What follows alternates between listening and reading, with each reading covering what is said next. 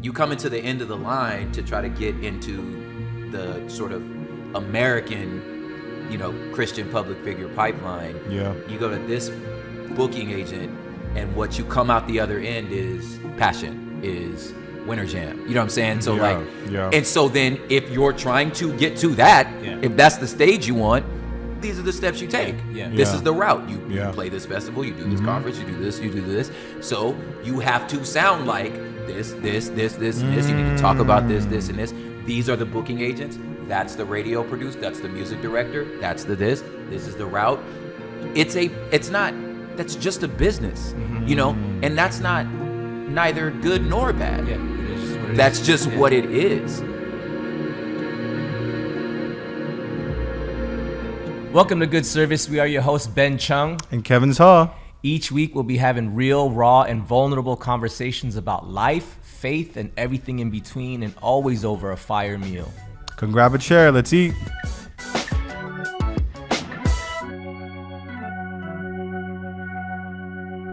Folks, welcome back to another episode of Good Service. We are your hosts, Ben and Kevin. And man, we got my homie in the pod. I haven't seen my guy in a minute. I'm so stoked for this. Yeah. He is a multi-hyphenate to the max. Woo. He sits on the board of directors of Search for Common Ground, which is a nonprofit whose mission is to transform the way people deal with conflict by building healthy, safe, and just societies around the world.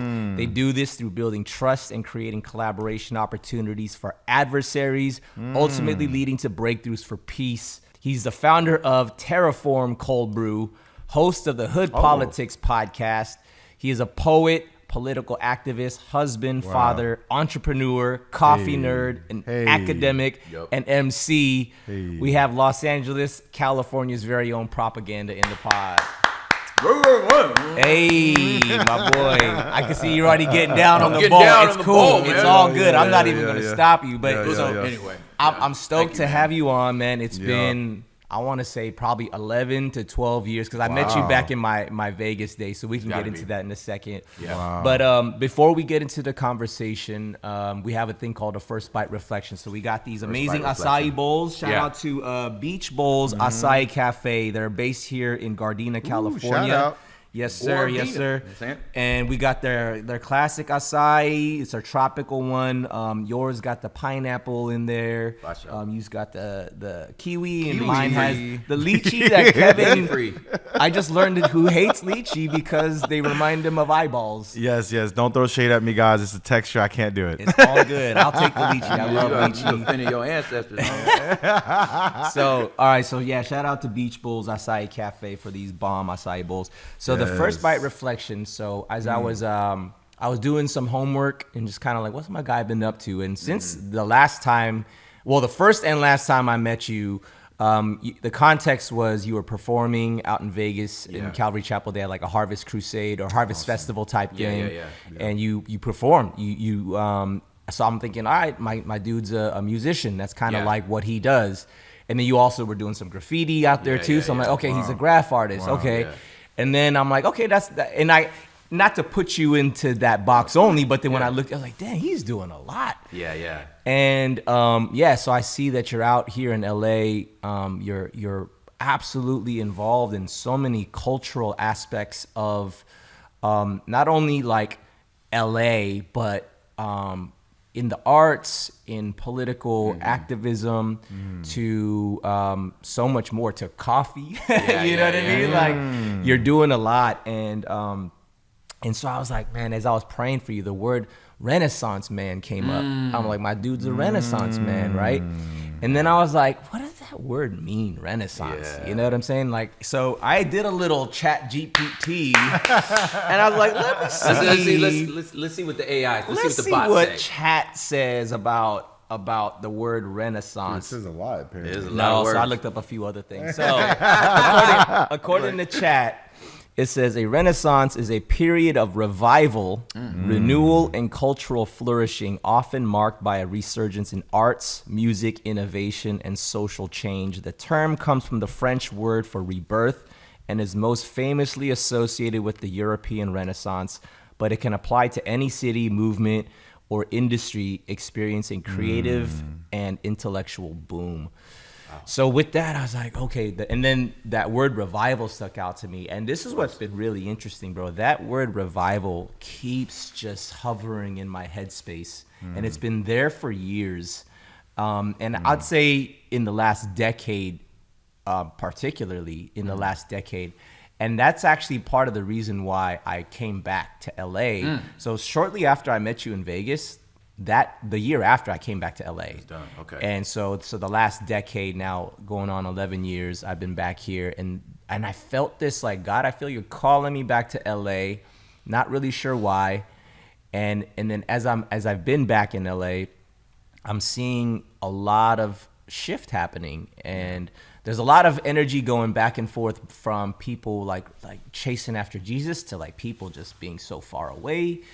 And I also feel that there are so many people who are in creative spaces who have a lot of impact in that space in terms of like making cultural movement. And so as I was thinking about revival, and then when you were coming on to the show, I was like, okay, my dude's a Renaissance man. Okay, what does Renaissance mean? And then the word revival was in there.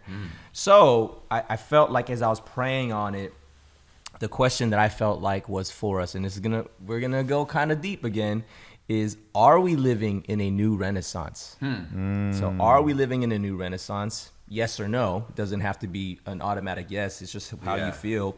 And if so, like what does that mean and why? Like yeah. So first of all, thank you. Yeah, absolutely. Hold on. I'm gonna prep my bite. You already got it. So I'm gonna get like the. Oh, so I need to do a first bite. Yeah, but it's all good, dog. Think. Yeah. Bite and think. It's the chew on the food and chew on the question. We like to tell people what it kind of tastes like so they can like. Of course, support the spot. And I'm looking at the name again. Beach Bowls. Beach Bowls. Please go support them. Boom. It tastes like extra years on your life. That's what it tastes like. Tastes like. Tastes like a garden. It does. It does. So I love almond butter, bro. It has Me like too. That extra. A lot of people hate on almond butter. I'm like, love it. Almond butter's amazing. I forgot. There's gluten free. So my guy is gluten free. So we got gluten free granola. There's the crunchiness of the cacao nibs and goji berries, and of course that sweet base of that acai. Yeah, my body, my age decided I was gluten free. Okay. And the dairy too. It was like Hey, you get a certain age, your body like, hey fam, that's it. Yeah. No more, homie. Your body just disagrees Your with body that. was like, not at all. We're done. Yeah. I was like, all right, word. Man, I'll this listen to is- you. Acai for breakfast. Man. Yeah, man. Yeah. So Renaissance. man. Renaissance. Are we living in a new Renaissance? I think so. But I think. Well, let me back up. I think if we're gonna go deep, I think sort of Western, post-Enlightenment thought a lot of times sees history, times, movements as very linear, going like one direction, rather than, I don't want to say cyclical, but in some ways, yeah, you know what I mean? That or seasonal in a sense. And I think the life, death, rebirth sort of cycle that I think in a lot of ways begin from a Western mind. We'll realize like our Bible's actually written that's the cycle all through the scriptures, you know what I'm saying? And I think culture's the same, in that Renaissance, by definition means that there was a death, you know what I'm saying? Ooh. And that like, so I think that combination of sort of like mourning, but also, joy of what can come. So I think without getting too esoteric, I'm like, I think we're always in a sort of a renaissance, but we're also always mourning, you know what I mean? But, but I would say in some senses, at least I could say in my world, you know what I mean? Like, there's like so many corners. Like, I feel like, we have a way of like sort of grandizing our actual perspective. It's like we live on a very small corner of an incredibly large rock that's actually pretty small. You know what I mean? So I don't want to like. That's a good way to put it. Yeah, so I don't want to like over aggrandize like we are going through. You know what I mean? I'm like, but I would say like, I think that there's something to, that there is a cultural sort of geopolitical kind of moment of reorganizing, kind of reimagining, you know what I'm saying? And I think that Renaissance can be a good way to look at that. I feel like I'm in like sort of a Renaissance. You know I want to know more about that. Yeah. You said reorganizing. Like, what's going on personally for you? You feel in this last few years where you feel like, man, these are some major things that's been. Dude, I think, I think, man, y'all forgive me. Okay? I'm just looking at y'all right now. Like, listen, the Lord Jesus is my Savior. You okay? So don't before y'all start judging what I'm about to say. Okay, man. Okay, I'm excited for what's coming next. Yeah, all right. Yeah. No, so he's to coming. your point, So Upton Sinclair, he's one of my favorite writers. He had this phrase that really helped organize the way I sort of moved through my professional life as like a sort of public facing, Christian act. Was like, he says, it's hard to get a man to understand a thing when his salary depends on him not understanding a thing. Ooh, what does that mean? So, well, I'll tell you what it meant for me. Okay. There were ways for which I was as sure as I can be that this thing, these words, this direction is the will of God, right? This is where I believe my voice should be, the things I should talk about, the things I should pursue, the partnerships I should have, the friendships, you know what I'm saying? Just the way of moving, the way of being, the things that I know, elevate him and humble me and, keep my perspective correctly. Sure. And just, these are the ways that I could move. But to succeed in the business, hear my words, the business of being in ministry, the business of Christian artistry, I would have to ignore that. You know what I'm saying? Wow. Because those things wouldn't get me onto the. If I talk like that, you can't play this festival. You can't get on this radio. Like I had a music director look me in the face and be like, "You're my favorite artist. It's just we could never play your music." Because my music isn't, according to him, safe. So hold on. So is that because you're too overtly talking about Jesus, and they're like, "That's no." I'm talking about a Christian. Oh, I see. I'm talking about a Christian radio station. You're basically just talking about these hot buttons that people don't want to press. They're not comfortable. I see. I make them uncomfortable. I've never had problems in general market. Like they've always understood. Oh, that's just who he is. You know what I'm saying? But it was that. It's like, well, we can't. You can't play this festival. You can't do this. So like, I was like, well, dang, if I'm gonna succeed in ministry, I have to ignore the voice of God. Ooh. And I'm like, well, I'm not going to ignore the voice of God. So I guess I'm not going to succeed in ministry. Okay. You know what I'm saying? So for me, it was like wrestling. That's real. Yeah, it was like wrestling with that. Like, what do I?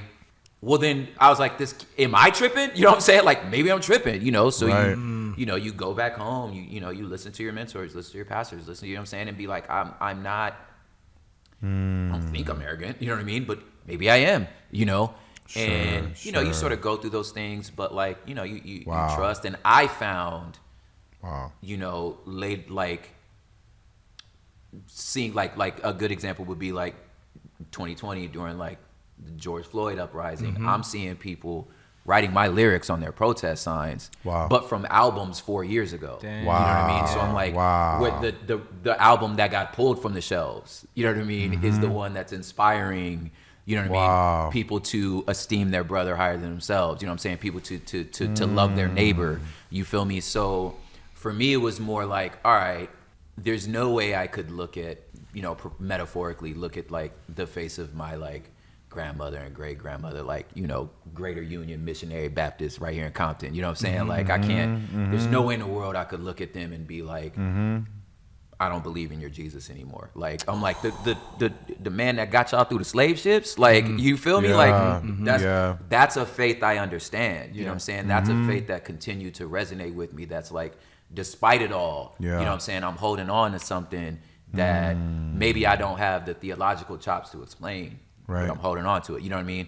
And I found for myself, and I can't say this for anyone else, like fellas, I'm talking about me. Right. Yeah. I found I was in a tradition that I'm like, if this if this theological position or tradition, I found it was making me arrogant. Ooh. That everybody a heretic. You know what I'm saying? Nobody teaching the Bible right. You know what I'm saying? And I'm in this this one-upmanship with this person about like what dead theologian you can name, what book have you read, or what do you guys read? You know what I'm saying? And I'm like, man, it feels like this feels like just we're just playing basketball and I'm trying to dunk on you. You know what I mean? And I'm like, I don't think. I feel like I'm getting less like the guy. I'm getting less like Jesus. You know what I'm saying? So for me, I was like, okay, let me back up. And, you know, to your point, I spent 2012 to 20. I mean, I was on the road. It was spring, fall, with all of our friends, all the people we all know and love who have, you know, to this day are like, these are like my best friends. You know what I mean? The people that through, you know, you mentioned Tadashi, through him, you know, losing his son and we've been through some things, you know what I'm saying? Yeah. And have become like, these are truly my brothers, you know what I mean? All that, you know, to kind of get torpedoed in 2020, you know, where we all kind of got sat down for a second. But I think specifically last year, this is to get to your point. Like, I feel like last year, the best way to say it is like God kind of put me on the bench. And I was like, I don't know why. I don't know if there's a lot of sports analogies, but like, if you're on the bench, it's a reason. You know what I mean? Even whether you may think, you know what I'm saying, but like there must be something here. So I just kind of went back to basics and was like, let me just get diligent, you know. And I was like, I'm gonna write a song a day. I'm gonna write a poem a day. I'm gonna read a proverb a day. Let me just see what it is, you know. I think the sort of again, y'all.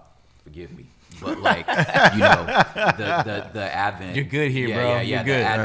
You're good. The advent of Trump, like, I was like, man, he ate y'all's church, like he just ate it. You know what I mean? So that was really for me as far as booking was concerned. That was the beginning of the end. You know what I mean? It was like, I mean, there was one point. Obviously, I won't never name the thing, but there was one point where a conference, usually a conference would want, which is fine, like some sort of theological statement, like, okay, where do you stand? You know what I mean? Yeah. I'm like, that's good. You're doing your homework. This one wanted a political one, which was like, and I'm like, oh, so I have to be a Republican to speak here? Man, I'm good. Lose my email. You know what I'm saying? Like, you feel me? And I'm like, even if, let's just say I was one, you know what I'm saying? I would still be like, man, that's weird. Yeah, that is like, weird. You know. Yep. So anyway, I feel like God kind of put me on the bench.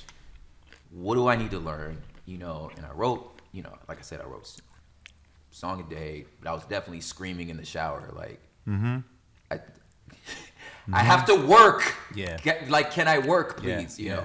And just ultimately it was like piece by piece, just like, that's what I'm saying, like that birth, that life, death, and that rebirth, you know what I'm saying? Like, seeing that cycle in my own life of not even knowing, like, things with my marriage, like, you know, my wife being like, if you start traveling again, I just don't want you to travel the same way you did, you know, and what does that mean? Because, you know, we're living two different experiences. Like, you know, while I'm on the road, she's that's crib, right. You know, and that's right.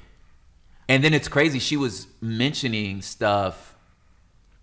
I don't know if y'all have ever had this. She's mentioning things that she was like, well, a stupid example, like silly example of like, okay, so if you're gonna be gone for this long, like, I want to be able to, like, let me just hire someone to, like, help me clean the house, like, just come on like Saturday and clean the house.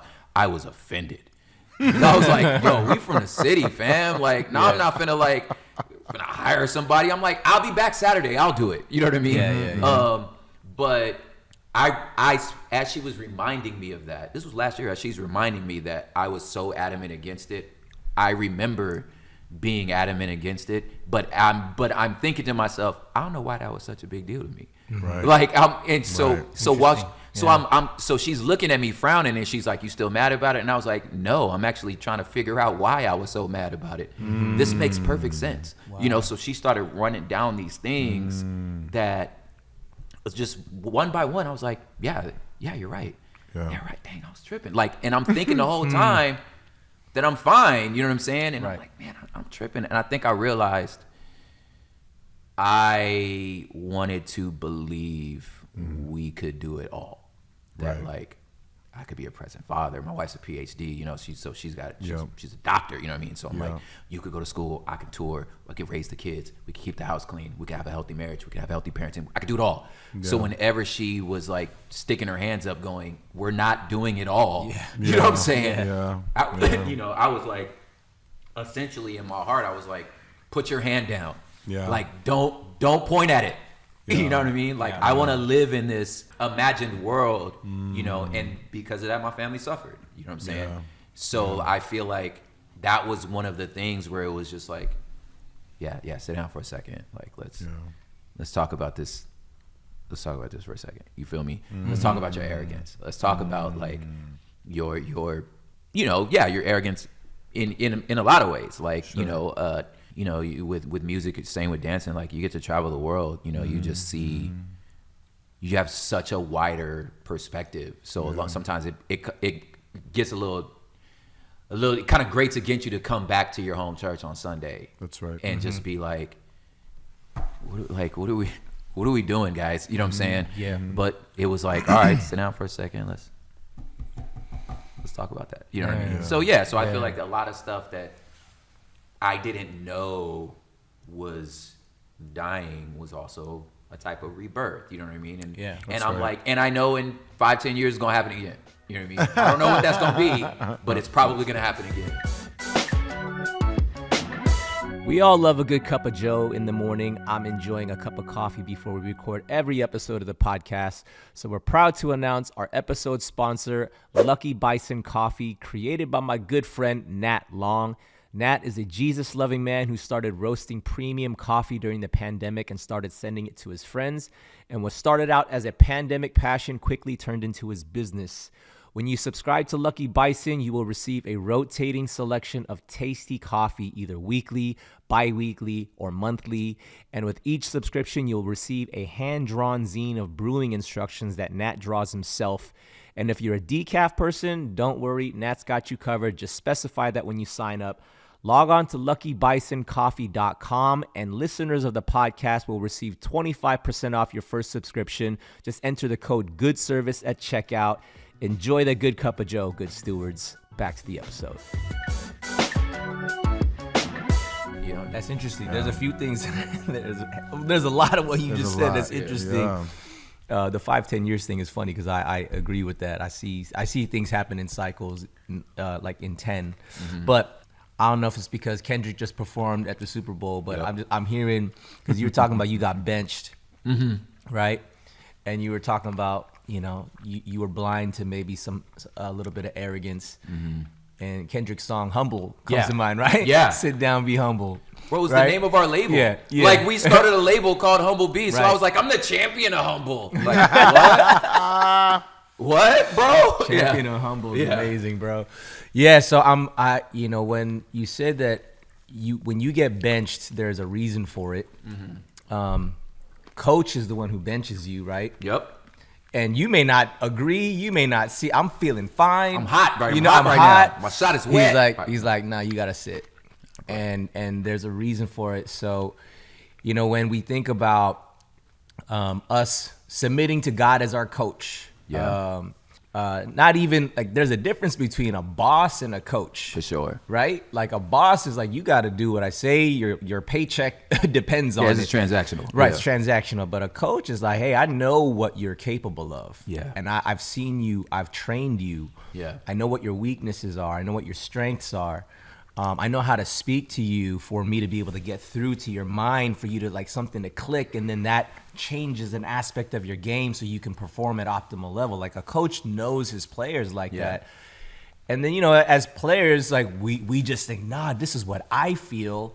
I'm ready to go, you know? And then a good coach will either be like, I agree with you, let's go, or nah, take a seat. Yeah. And man, like there's that ability to submit to your coach and be like, all right, I'm gonna sit. But I love how that as you were sitting, you said, all right, I'm gonna write a song a day, I'm gonna write a poem a day. Like you're still like, okay, how can I maximize this time of sitting? Not just be like, all right, I'm just gonna chill, you know, until coach puts me back in.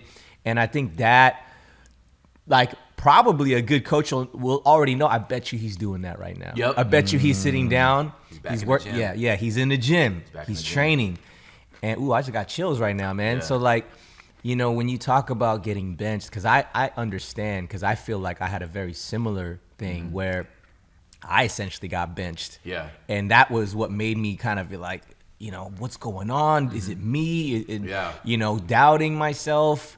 And ultimately, that led me to be like, you know what? I think I got to make a different move. Yeah. And that was kind of a part of even why I left, Vegas, Jabberwockies, and the whole thing, because I was like, you know what? There's something else that God wants me to do. Yeah. And so, but yeah, man, I get that whole concept of feeling that, man, I just got sat down, even though I feel like I don't have any reason to be sat down. Yeah.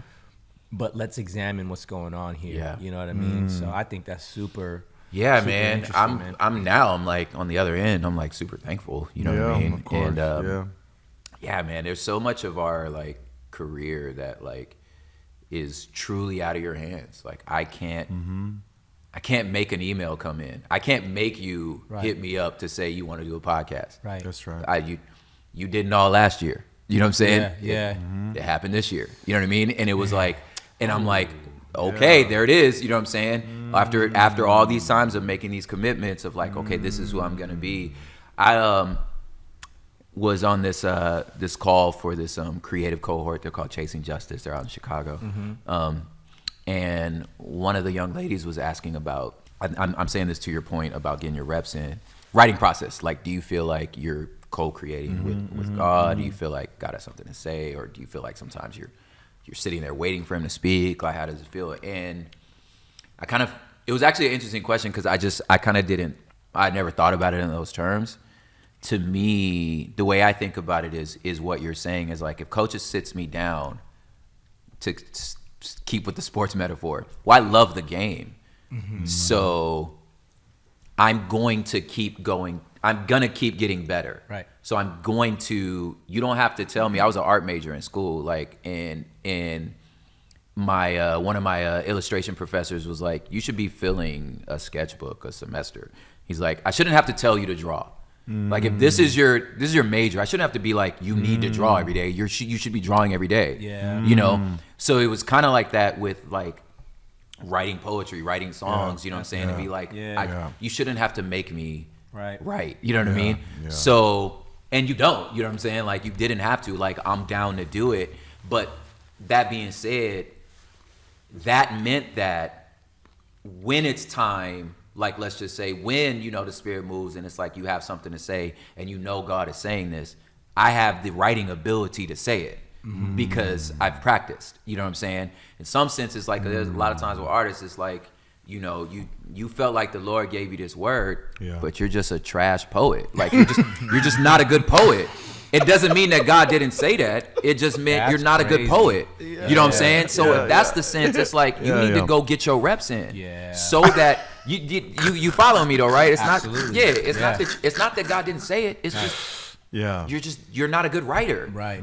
So to me those are two different things. So like go become a good writer. That's right. You feel me? Like that's right. Get the reps in, so that like you said, when it's time, okay, get back in the game. I already know the plays.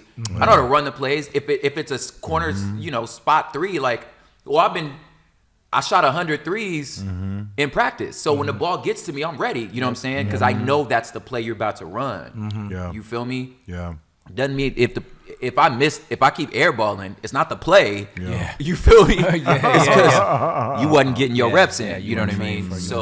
Wow. So to me, it's that. You know what I'm saying? And but while you're doing, you're listening. Like again, keep with the sports. You're listening to the coach. Bring your elbow in. Not like this. I got a couple of thoughts. One of the things that all these analogies. Thank you guys for doing that too. Like, because thinking of the term even bench, like I haven't even realize like that's what's been happening in the same tandem 2023 2024 It kind of felt like this slowing down period in my life, right? Like he kind of, and it wasn't like oh, here's like a nice slowdown. It was like a screeching halt, right? All stopped. It's like boom, and then after that it's like okay now but what I found interesting this year and also end of last year, as he's starting to pull me out of it, as he's like starting to open things up, and this is me being very honest, I started getting pretty comfortable. I'm just being real. At the crib, yeah, like where it's kind of like I've worked on my marriage more than ever. And this is me being really, I got 2 kids, 2 boys, 8 and 6. Leaving the house right now is, it's so difficult. It's crazy, right? I don't want to leave. I used to love the road. I used to love the road. I used to love the road. And Ben knows, you know, I traveled a lot for the food thing I was doing, different businesses. But like, you know, home was cool. And I would love being home. I love my kids and fam. I would do my thing. But I'd also love to like be out there, impacting, doing whatever. But now, even that, those reps of being a father and a husband, that really changed me. I'm like, you really think like, actually, I can't go do this because I don't want to miss pickups. I want to pickups at 4. I want to be able to pick them up. You know what I'm saying? That's like real. Like who said that? You know, like, Who was that guy? Like normally I'm like, I'll see you tonight. You know what I'm saying? I'll see you tomorrow. We'll go hang out on Saturday. I'm like, no, I want it. Wow. These quiet moments, these prayers that you get to have with your kids. Suddenly I started seeing like a glimpse of what the next generation looks like. And that tasted so much better than whatever the heck I was doing. Yeah. You know, Yeah, and man. it started changing me. And I really appreciate that time that I had. But I have to also recognize that I am definitely resisting some pieces of what God is asking me to do. Because it feels almost harder now for some reason. And it wasn't like that before. Now I'm like, ooh, you know, it's comfortable at home. Yeah. Like I get this now. This is cool. Lord, let me heal longer. Are you sure I'm good? You sure I'm good? I mean, the bench is kind of feeling good. Let me get more reps in. Let me get more, you know, and that's just kind of how it's going through. Funny. But I also have to recognize, you know, he's asking me to come out and do the hard thing. And I had these talks with my sons, and I think I shared this before. Is I look them dead in the eye when they go, "Dad, you're going out again. You're going out again." And now I know for a fact, anytime I leave this home, it's for God. Yeah. Because now I have to leave you to do it. Yeah. So it better be worth it when I step out of that door. And it really checked my reality in a way that I never thought. And I think that's been really good. The second thing that came up that I had to talk about was a moment Ben was even praying before we even started the pod. The immediate word truth hit me and empathy hit me. Just thinking about you. And I immediately wanted to ask, and this is something great as you've been learning on the bench and off the bench and through your life, for those that are out there that are called to do a lot more truth telling than most. Yeah. It's not an easy thing to do. At all. But you also talked about how you struggle in your arrogance and your even tapering your anger, it sounded like. It sounded like there's some anger in there as well, and disappointment, resentment. Like you're like wrestling all of that in the storytelling. So what I wanted to ask for whoever is listening out there, where do you find the good checks and balances for you, just for you, like that. Of like empathy and truth? Like, how do you do that? Wow. I like that. I have a couple answers to that. One is like, obviously like staying close to family. You know, I have a brilliant wife that'll make that clear. You know what I'm saying? But I've also found for myself, like the more you understand, I just feel like, how do I say this? Like suffering, coming from like a marginalized group, like experiencing pain, experiencing stuff, I found it could either harden you, like make you bitter, or incredibly empathetic to where you're like, I get it. I understand that. There is a pain. You know what I'm saying? And I found for myself, that's what continued to happen. So when it's talking about truth telling, so when you talk about truth telling and empathy, for myself, they're the same, you know, because like, even just growing up, like I've always been, you know, artist. I've always been real small, but I'm not scared. Yeah. You know what I'm saying? Like I'm from Yeah. South Central Los Angeles. You know what I mean? Like, you know, if it come down to it, I'll dog walk somebody. You know what I mean? Yeah. So because of that, I am not very aggressive when it comes to myself. But when I see someone I love in danger, then that's where everything in me flares up. Like one of the things I'm writing right now is this record with my homeboy Trent that's like shaping up to be about manhood in some ways. And and just like, you know, what do you do with the testosterone? Like, what do I do with that? Like, I'm not gonna start doing like jujitsu. I'm not gonna start doing that. You know what I'm saying? Like, somehow I became like a Mexican uncle, and I'm like building fences and like buying tools. Like, somehow that's what happened when I hit this era. That's so funny.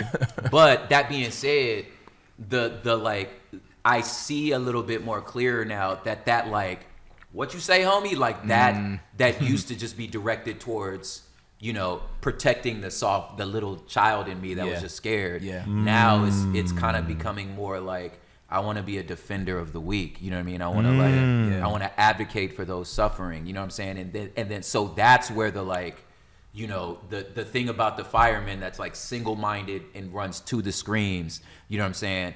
That like, I now feel. So I think so that being said, so that's why I'm like, that is, in my mind, it's fueled by empathy. You know what I'm saying? Yeah. And then now for the bitterness part is like, like understanding that I am no good to the movement if I'm exhausted. Like, I'm no good for nobody. You know what I'm saying? That's like, good. That's if good. I'm exhausted. So having those healthy, like, you know, it's time for me to go in. I'm tapping out, tap in, you know what I'm saying? Knowing that this is a collective, you know, thing that we're doing, that I'm not the hero. You know what I'm saying? I'm just a member. That's you good. Feel me? That's so good. Yeah. I go home. You know what I'm saying? I take that's my breaks. Such a good reminder. You know? Yeah, that's good. Y'all love that. You said you're not the hero, you're a member. That's something so that good, we can't dude. hear enough of that. Yeah. You know what I'm saying? That's so good, dude. You know, when you were talking about, you know, you can't make something happen for you that's out of your hands. Bro, I literally woke up this morning and I prayed a version of that because I woke up with a little bit of anxiety this morning, right? Yeah. I don't know if it's the rain or whatever it is, but I just woke up and I was like, God, you already know what my situation is. You know what I need. I can't even make it just pop up because I want it to happen. Like, you got to give that to me. Yeah. But I'm like, if I trust you as my good father, then I just got to trust that when I need it, you will bring it. Yeah. And so I literally had that this morning.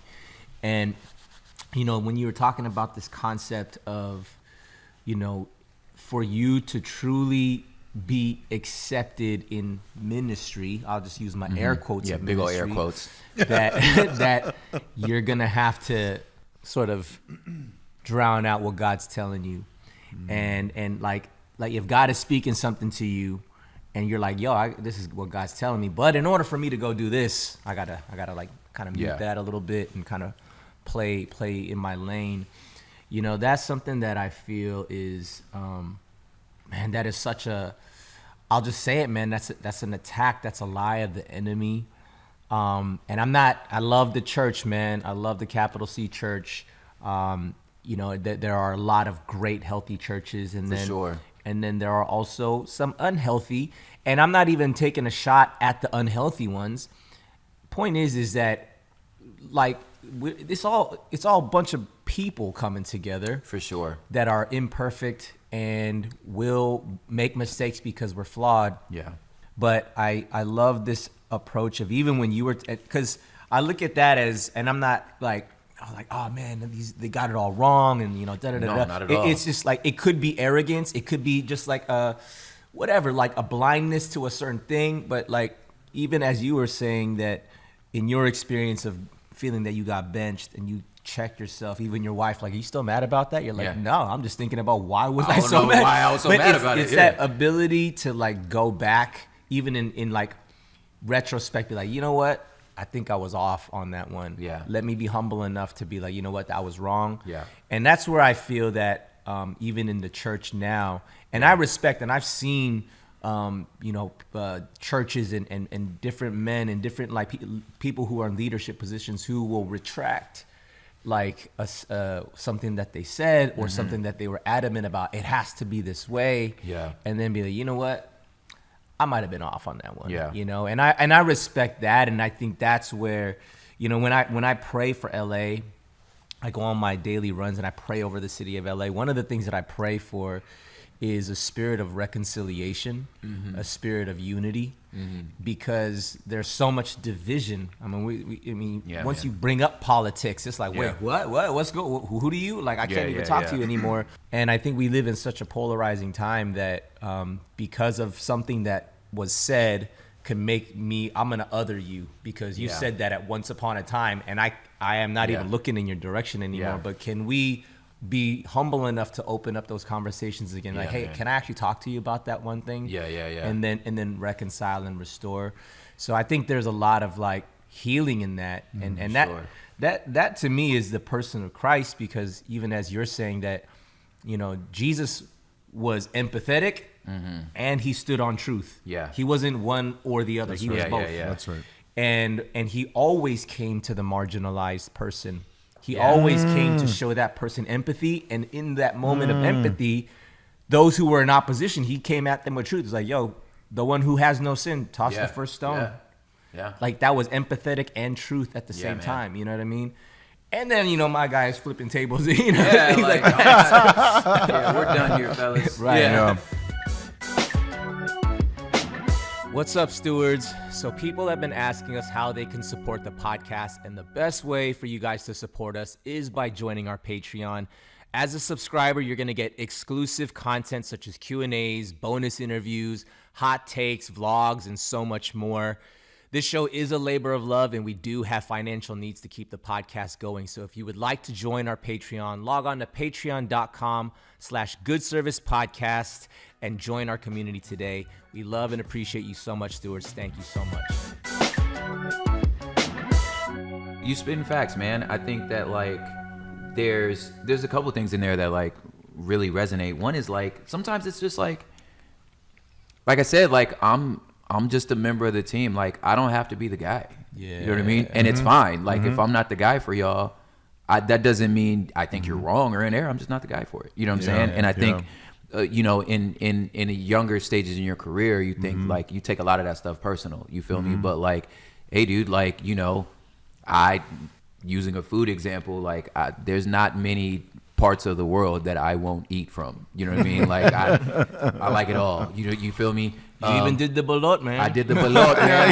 My dad's in the Philippines right now. You know what I'm saying? Yeah. So like, so I'm like, if like, listen, dude, like if you come to my house and we're serving dinuguan, it's okay. It's okay if you don't eat dinuguan. Like, I'm not offended. It's like, fine. You know what I'm saying? So for me, it's like, there's the part of me that's like, that's the humility. It's not like this church is in error because they don't want to hear what I have to say. I'm just not the guy for them. You know what I'm saying? Some things are just like that. You know what I'm saying? And that's fine. You know, I also think what's usually hard to communicate, unless you're on like the side of the table that we're on, that like once you get to the green room, you know, it is very clear the branch of this being a business, like just a business. And I don't say that derogatorily, like it is. It's commerce, and commerce isn't evil. It's just commerce. You know what I'm saying? So sometimes the decisions I'm making or not making have to do with the commerce.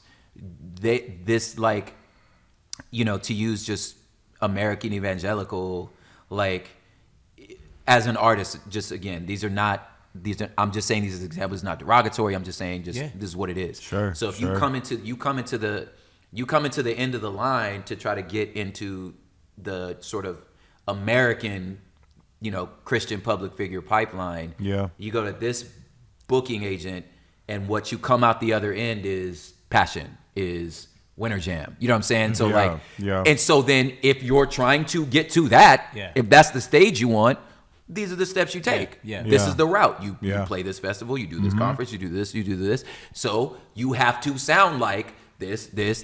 You need to talk about this, and this. These are the booking agents. That's the radio producer. That's the music director. That's the this. This is the route. That's just a business, you know? And that's not neither good nor bad. It is just what it is. That's just what it is. You know, I looked at myself and was like, I don't want to end at passion. Like, that's not in a this is not derogatory. I'm talking about myself. Yeah. That's not the stage I desire to be on. Yeah. If it happens, praise the Lord. You know what I'm saying? But it's gonna happen on me just being who I believe the Lord was told me to be. Not because I follow the business model. You feel me? But again, like you said, that takes the humility. You feel me? I do think, however, my truth telling part of me is standing on the fact that, like, all ideas are not equal. Like, some things are out of bounds. Like, if you're going to deny my personhood, you feel me? Then I'm like, my image bearerness, then we don't have anything to talk about. You know what I'm saying? Right. 100%. So that's one thing. You know what I'm saying? But if there's an area where you learn that, like, I'm pretty sure we all know I can't name a single person or incident, I've never heard of it, maybe it is, I've never heard of it, where somebody has been convinced or converted in a comment section. I don't know nobody that has. Right. You feel me? 1,000%. So I'm like, where you have been so logical and airtight about your position. Oh my goodness, dude. I'm like, our Romans tells us it's like, it's the goodness of God that leads us to repentance. You know what I'm saying? So this is your friendship, this your community, this your family, this your love, this breaking bread, this sitting on this. And dude, that's slow. Yeah. You know what I'm saying? That's not, you can't just put together, your sales pitch, if you will. No, that's slow, homie. Like, that's a real friendship. You know what I mean? And when you're ready for that, you know what I'm saying? To me, I'm like, that's that reconciliation. That took a while. You feel me? I got a thought and a question. The thought that I have we might not continue it on the pod, might be off the pod. The thought that I have is just listening to you speak just today. I'm like, maybe there's an end platform that needs to be built. Yeah. And we'll talk about that later. But anyways, because that's a much deeper conversation. I saw it as he was talking about it, bro. As he was saying it, I started seeing it. But anyways, all right, that was we'll take that off the mic. But the follow-up question is, I know you have a podcast. And my curiosity just went up when I heard what it was about, and seeing, all the things that you touch in your profession and personal. What does it look like for, like, a kid, someone or an adult, an uneducated adult, right? What does that look? I know, whatever. What does it look like to kind of take those first steps of deciphering truth? Because right now, the news is dopamine, bro. Like, it is boom, boom, aliens, drones, Trump, Elon. Like, it is so crazy right now that I see what they're trying to do. That I could see, and I feel it. It's hard for people that walk in the truth of God to not feel that something is wrong. Like, it's there. So, like, I'm feeling it, right? And for those that are kind of feeling it and they know something's up, but they're like, my bills aren't going to change, and they just kind of like brush. Right? Which I also understand. Everyone keeps talking about GTA 6, and I'm like, stop talking. Okay, guys. There's way more important things to talk about. Like, does this mean GTA 6 will be extended? I'm like, I'm tired of these comment sections, man. Okay, I want to talk about real stuff. Okay, guys. But anyways, So I'm just saying, there's got to be, and we don't have to go into the depths of it, but where's some, like, I love that. Just first steps. Man. I think you're totally right. I think what the first step is the awareness, is to know that news television is ratings driven. It's finances. It is entertainment. You know what I mean? There it is. And it is trying to. There it is. Like you said, keep the dopamine up, keep your nervous system high, or your cortisol up, make you stressed out. And repetitive, because it's like radio, where it's like a 15-minute cycle, because I don't know when you turn on your television. So like, I'm going to turn it on. I want you to see the headline we talked about 15 minutes ago. Keep you there, right? So anyway, so there's that, which also, like, so knowing that, like, I just feel like when you know what a person's doing or what's being communicated to you, you can come into the conversation differently. So even if you're absorbing CNN, Fox News, whatever. If I know, okay, I know this is what you're trying to do. Okay, now that I know that, now what are you saying? And then I can listen to what you're saying and go, okay, well, you said it like that because you're trying to freak me out. Okay, but you know what I mean? Yeah. But like, and then so it's just awareness. You have kids, like you know when your son's just trying to get out of taking a shower. Like you just put together many words that were so disrespectful, but you just don't want to take a shower. You know what I mean? So like I know that's what's happening right now. That's good. You feel me? So I think that like with that awareness is one thing, and then the other thing is just like I mean I hate to say it, but like you gotta go back to 11th grade and have just some like media literacy and know how to like check references, you know, click footnotes, you know, look at opposite views, you know, look at opposing views and see it all. So I just think that like those practices that, like you said, like we all hate it when it's like, okay, write an argumentative essay. Okay, now write a counterpoint. It's like, you kind of gotta know how to do that. Right. You know, that's a good call out. And so when you do, and when you can approach things like for the believers in the building, it's like, I approach them the same way I would approach a theological position that my teenager would ask. When she would say, well, what should we do about this? I'd say, well, historically, the church here has taught this, this, and this. Now, this tradition over here, they've kind of taught it like this.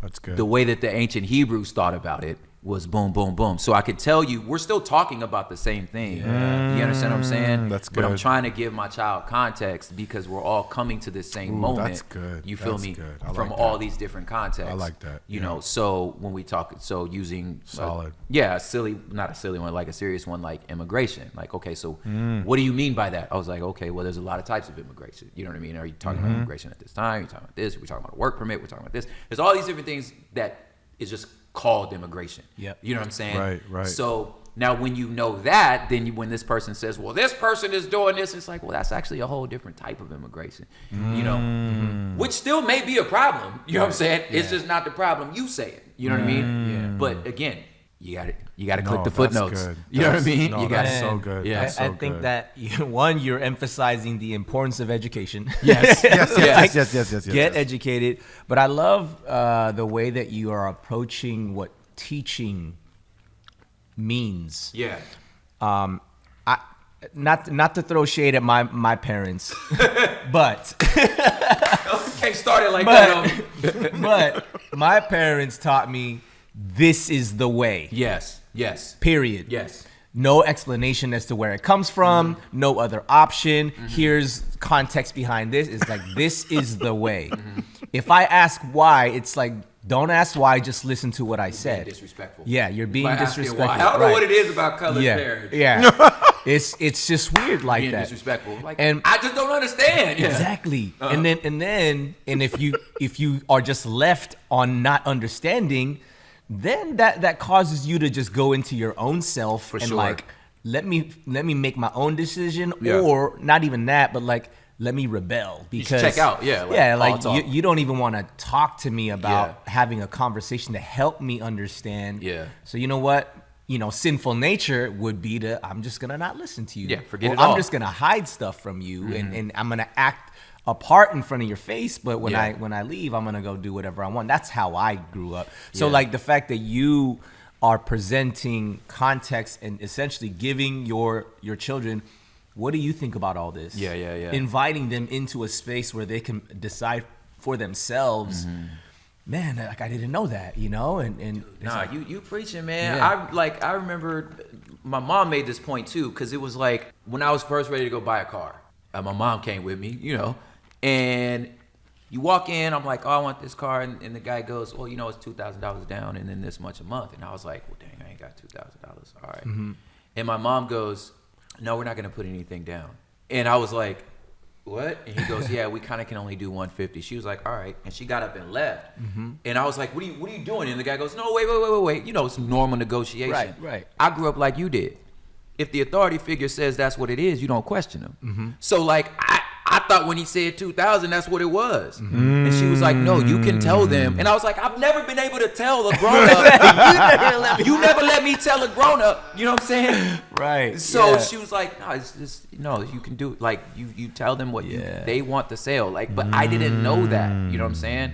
I thought if that's what you say goes, you know, and I had to learn that with my own children. The same way, like, I grew into this. Yeah. What I'm saying with my kids, because at first it would be like, I'm not arguing with you. Like, you don't eat your vegetables, you don't get a dessert. That's just 2 plus 2 is 4, fam. Right. You know what I'm saying? So I put vegetables on her plate. I put some asparagus on her plate. She got up and got some carrots, and I was like, "What are you doing? You eat what I give you." And she's like, "You said vegetables." Like, I wanted carrots. Yeah, it's a vegetable. You know what I'm saying? I thought, I can't believe, but I was happy that my daughter felt safe enough to be like, that's cool. I'll go. And I'm like, cool. But at first I was like, wait, hold up. Yeah. Because that's still in you. That's still in me. Like, I'm only like we always, I say like, I'm an 80% gentle parent. Like, I'm one of them new ones. We first gen gentle. Yeah, we first gen gentle. Yeah, like, I'm still learning. Yeah. But yeah, no, that's really word, man. Like letting them stay in the mess. And I mean, now getting again the politics hat on me. For a democracy to stay healthy, some stuff just has to be very nuanced, and there are some things that just, you know, because this. I mean, there's 3 million people in LA, like so we're talking about like 300 million humans. You gotta be a little flexible, y'all. You know what I'm saying? Like some stuff is just not one size fits all. You know what I mean? And again, like I said again, I still believe all ideas aren't equal. There are some ideas that are out of bounds. You know what I'm saying? Yeah. But that being said, look, man, like, you know, this it's really hard to make a policy that's gonna fit everybody. It's too many of us. Right. You know, right. And you gotta be okay with that, especially as a person who believes that person that believes different than you, that lives a whole different lifestyle than you, is still made in the image of God. And they have, as according to your Constitution, certain inalienable rights. You know what I mean? And one of those rights is not that they don't get to have rights. You know what I'm saying? Because they don't see the world like you do. That's just not how it works. Right. You know? Right. Yeah. You know, when you're talking about platform and you know, the business of going even the Christian route of like, all right, if I want to go play at this show, there's this roadmap that I got to follow. And, you know, I know that you stepped away even from like your record label and you went the independent route. And then you find yourself in these very just, all right, well, if it's something that God's putting on my heart to speak my voice without filter. And I mean that, not that you could just fly off and say whatever you want, but like it's more of the like, well, I really do feel this. God put this conviction in my heart, so I feel like I gotta unfilter that. And you know, so I you know, I was just looking at the different spaces that you are that you have your hands in, and you know, I'd love to ask, like, how do you decipher? Because there's one way of like, all right, let me just blindly go the route of, I need to go ministry. My music needs to be for the glory of God. Almost like not mindlessly, but just like that's the way to do it and just kind of do it. But if you want to kind of do the independent route, there's just like no one's really giving you a blueprint. No one's really like telling you, well, if you're gonna go the indie route, here's what you should do. So how do you decipher the moves that you make in that space? Hey stewards, we all need prayer, so we're excited to announce our partnership with Seedling. Seedling is an online platform for churches, content creators, and different ministries to connect to their communities through the power of prayer. There'll be real people on the other side, like myself and Ben. We're also logged on. We'll be there to intercede for you through voice and through text. Please log on to seedling.so so we can get connected through prayer. Thank you, guys. Sometimes incorrectly, you know what I mean? But I'm not alone. You know what I mean? Me and like Derek Minor does a lot of the like sort of behind the scenes directing with me. Like, man, I'll always shout out RMG and Derek Minor, who's like been a close friend of mine and confidant. He's actually behind the scenes for a lot of artists. unfortunately, he doesn't get his flowers in my mind as much as he should. But I have management, we have team, we have friends, you know what I'm saying? And we think through things, we scheme through things. We have a way of thinking about, like you said, being sort of like a polyglot like I am. It's any one of these things could take all of my attention. You know what I mean? But as a collective, to be like, okay, what works for the whole picture? You know what I'm saying? Like, so we try to think of things that work for the whole picture so that they would inform each other and not cause confusion, and you know what I'm saying? Now, as far as the label is concerned, none of us ever like talked about it because it wasn't really a thing, but essentially like Braille and Thomas, they both took pastoring positions. So once they became pastors, it was like, well, I mean, I don't know if we're gonna, I need a label. You know what I'm saying? And like, so, but like, I met Thomas when I was 19, you know what I mean? In Garden Grove, no less. You know what I'm saying? So like, that's like my best friend, you know what I mean? So when he got to a position where it was like, he's gonna step into like full-time pastoralship, it was a no-brainer. Go do it. You know what I'm saying? The way that Humble Beast looks now is more like a sort of an artist discipleship program. So it's for people that they're pastoring. You know what I'm saying? Well, that's in Portland. You know what I mean? I'm like, well, I have a church. You know what I'm saying? So like, but that meant that yes, like the rhythm of album drops, the projects I step into, they're not so much from a branding perspective. There was a lot of things that I had to consider as, if you're familiar with Humble Beast, like myself and Beautiful Eulogy were essentially like the flagship artists. So choices I made affected the rest of the people on the label. You know what I'm saying? So there were some things that it would be like, I probably can't take that. I probably can't do this because I don't want to be a hindrance to somebody else, you know what I'm saying, trying to get their own stuff. So there was definitely that. But I think for me personally, I've never not written something that I didn't truly stand by. There are things that I've looked back and been like, I probably would have said that different. You know what I'm saying? As you mature, you know what I mean? But for me, it's a conversation with the listener where I'm like, I am putting my best foot forward, and wherever that resonates, I'm gonna go. I think oftentimes, again, with the being a believer and doing art, like you still have to have fans. Like you still need, you can't be doing it for nobody. You know what I'm saying? You got to be able to sell a ticket. You know what I'm saying?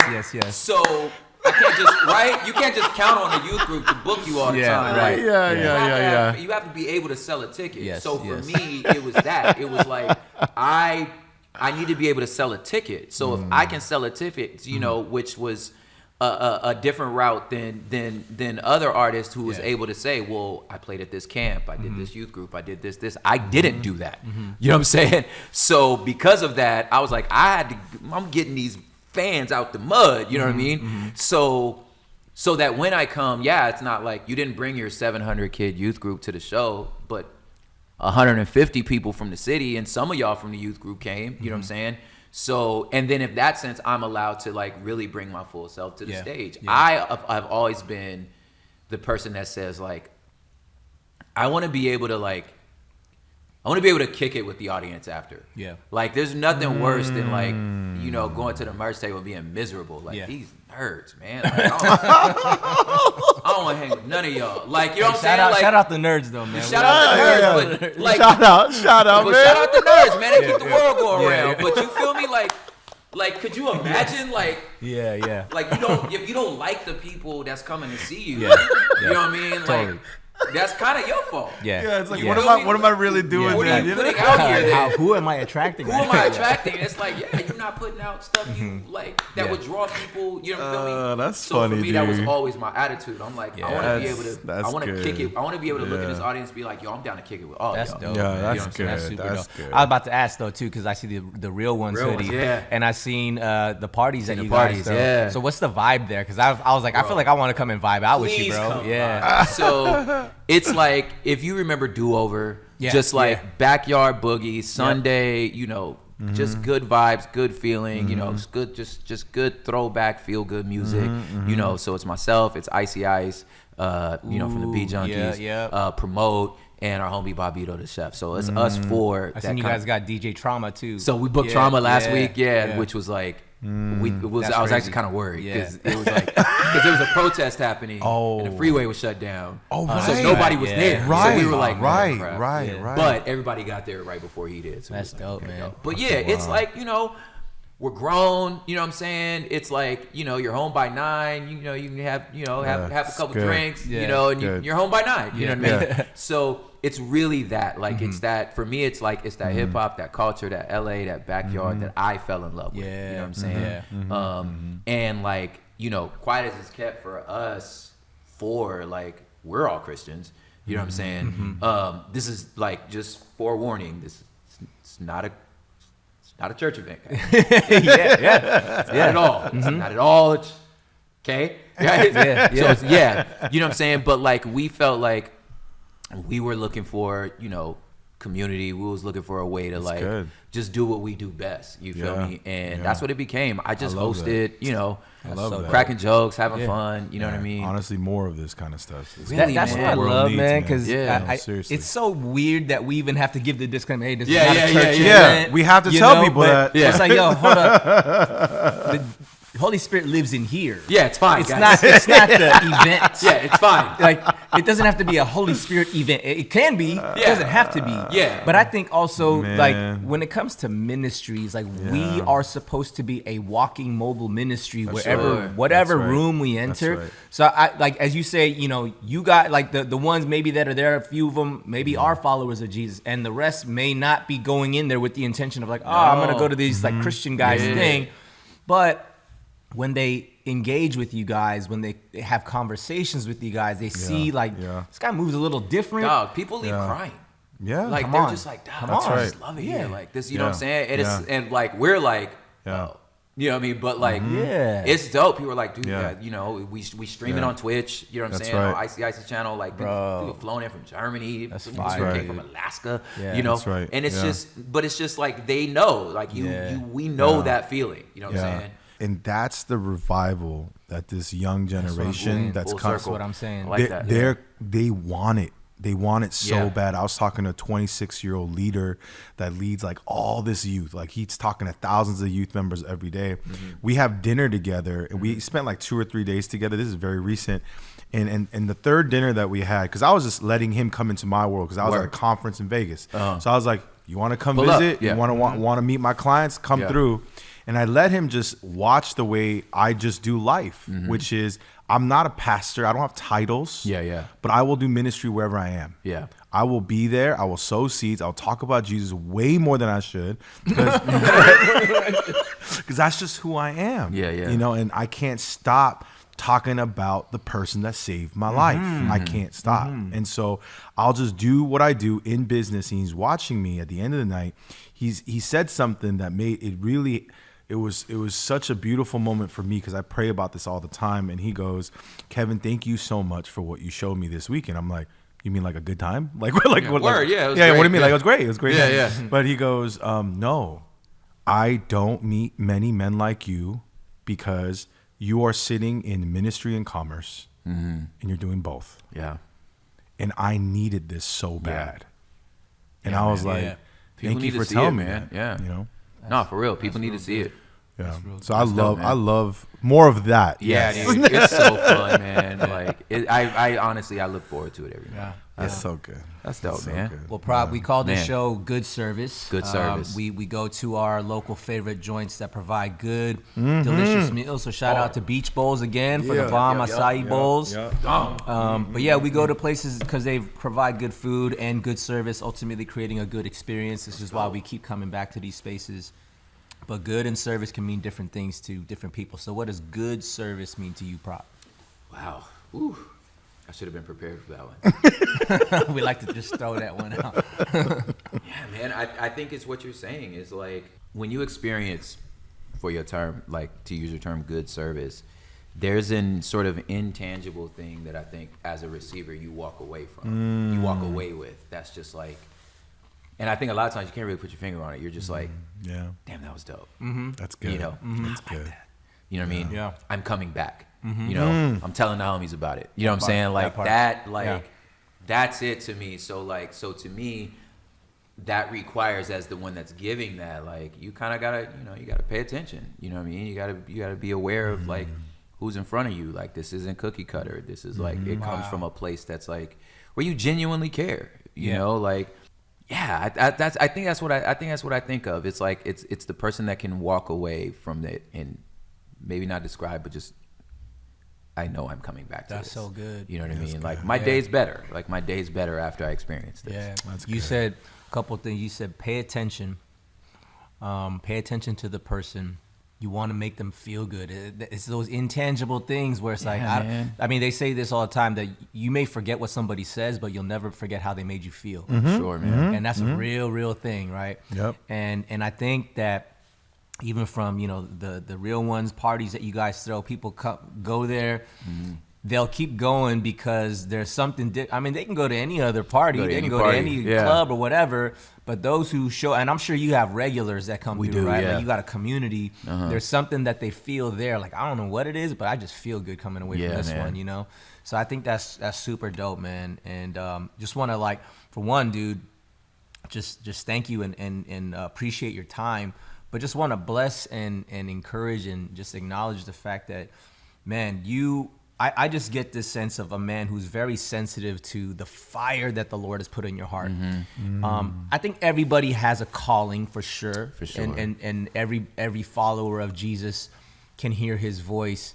But there's a different level of fire in certain people. And I'm not trying to put anybody on a pedestal or hierarchy or anything like that. But when I see you and I hear you speak, even just your presence, I see this, like, man, God has put a fire in this man's heart, and I see a man who wants to steward that fire. For sure, you know what I mean? Because you could just super say it, but you're like, hold up, let me. If I need to, I'll sit down on the bench, And so I just want to just bless and acknowledge you in that. Speaking of good service, just real quick, man, I was just curious about the coffee thing, too. So, because we're coffee fans over here, man. So please just drop some real quick. Man, I want to know. Terraform Cold Brew, it was for a while, like, ready to drink, like, canned cold brew, specialty grade. But I ran out of money because I'm good at the vision. The storytelling, I'm nailing. The branding is incredible. It is. I went down the rabbit hole yesterday where I was like, man. Like, but after that, you asked me what my Q3 was. I don't even know what Q3 means. You know what I'm saying? So I'm learning, and kind of making some tougher decisions around like what we're gonna do next. You know what I'm saying? But ultimately, it came. So Terraform Cold Brew, the coffee came out of the poetry book I did. And then the albums that came with it, and then ultimately was the coffee, which was originally just gonna be some merch, like just a drop, for that. And then, but I had been involved in, specialty coffee for a good 10 years by now, and it just felt like it was time. You know what I mean? And the way that it works, so this one's partner, the first batch was partnered with Onyx Coffee Lab out in Arkansas, believe it or not. But then this one is with this spot called Bridge City. In Greenville. And essentially it was like what we mean by terraforming, what we mean by like building a livable world and imagining a better future, like how, like I said, like finding something that, like I said earlier, that fits into the universe of everything I do. And this was a beautiful example. It's closer to the soil, it's understanding that the soil is sacred. It's a gift from the Father. So everything that comes out the soil is sacred, including you. You know what I'm saying? Dope. So you treat it like it's sacred. You know what I mean? Coffee originates in Africa. Like, you know what I'm saying? Only, you know what I mean? So I'm like, so now it's a justice issue. You feel me? 2% only of the $2 billion industry, less than 2% goes back to the farmers. So I'm like, okay, there's something wrong here. You know what I mean? So. A transparent, melanated supply chain, you feel me, that represents an experience that's more tied to the people that grew it. You know what I mean? Yeah. And sits not just as a commodity, but as a service, going circular back to our ancestors and their descendants all the way to us now. You feel me? And like And that this being, there's an Ethiopian saying that I think it's Amharic. I'm gonna get it wrong, but essentially the idea is like, like that coffee's the blessing of God, and may your house be full of joy and coffee. Like I'm gonna say it wrong, but the concept is still just like, this is a gift from Creator. You know what I'm saying? And so slow it down, drink it slow, and do it the best way you can. Wow, you feel me? So yeah. So and then at the end of the day, I'm just like, yo, that's the blackest thing you could do. You know, like, drink coffee. You feel me? You know what I mean? So like, and make sure you drink it black. Make sure you drink it black. And then Terraform itself. So the logo is, one side's an Ethiopian woman and the other side's a Mayan woman. So I'm just trying to represent the one being from LA, dope. The black and brown unity. Yep. You know what I mean? In that we exist in, and two, like these are the, historically speaking, the roasters were always the women. You know what I mean? So like so coffee has mothers. You feel me? So like let's put it on the logo. Let's remind ourselves like this is a gift from our foremothers. You know what I mean? That's dope. From our soil. You know what I'm saying? So that's kind of the picture. So it's still around. It's just reorganizing right now. It's reorganizing. There's merch. There you go. And there's a lot of merch. Hey, that's cool. There's merch and there's we still got a batch. So we'd love for our listening audience to be able to support that, follow that. So please plug us where they can find. TerraformColdBrew.com. You click that link right there. There's a whole story. We went to go meet the farmers. This batch is from Honduras. Beautiful thing. If you buy a bag, $1 goes directly to him. Not even through my hands. It immediately goes to them. Dope. So through a super cool program called Bex 360. It's incredible. There's a QR code on it. But yeah, Terraform Cold Brew. Sick. And how can people follow your personal journey? My things is all prop hip hop. Prop hip hop. That's prop the hip website. hop. Yep. Prop hip hop. There it is. Instagram, TikTok, all of it. You know what I'm saying? Yeah. Make sure. Thank y'all for having me. Of course. Hey, this was so fun. You still get down though? You still dance? I've been getting down, bro. You've been getting down. He's still getting down. Okay. Yeah. Yes, he does. We can talk about that offline too. Okay. We get down. Yes, but man, thank you so much, Prop, for coming and hang out with us, and man, we'd love to do this again with you sometime. For sure, man. Appreciate y'all. Yeah. All right, love you guys, stewards. Thank you so much for tuning in. We'll catch you guys on the next one. We out of here. Peace.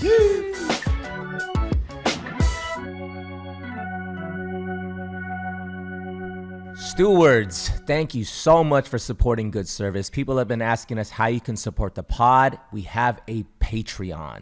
Yes, if you guys go on there, there's additional content. We're going to be doing Q&As, different announcements, and other types of special things just for our tight community. So thank you guys for supporting us on Patreon.